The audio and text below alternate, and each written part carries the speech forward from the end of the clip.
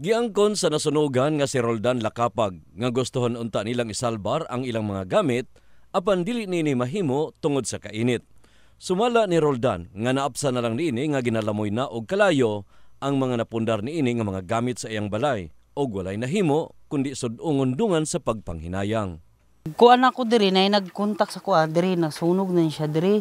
Moto ni kontak sila nga pagtuon ko kay nasunog na diri pero layo na kusog na makayong hangin. Pag hangin na nikalat na gyud siya mo tong lisod na kayo kay ang bumbero pod maglisod na pog sulod kay guot kayo. Sigon ni Roldan nga gumikan sa maong panghitabo, nahurot ang ilang mga gamit ug walay nasalbar nga bisan usa.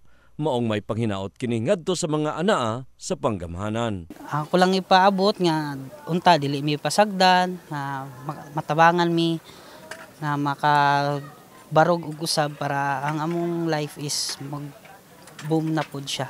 Kay wa tay mahimo kay nahimo naman ni mo nang kami mag-move on pod mi.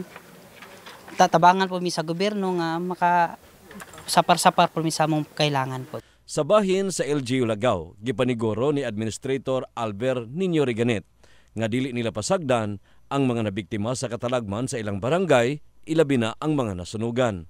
Nasayran nga usa ka 2 anyos ang napaig og kapin sa 20 nga pamilya ang napiktuhan sa maong sunog. Sa mga nasunugan, of course, aksidente mga nangyari, no? Mga disaster, mga normal magyud ang mga ana. So dili lang mawalan og paglaom, syempre na ang barangay diri pud naandam mo tabang sila. And of course, na atong palanggang mayora na ready pud mo tabang sa katawhan. In the heart of changing lives, kini si Brigada Daddy Case sa Brigada News Jensen, Brigada News.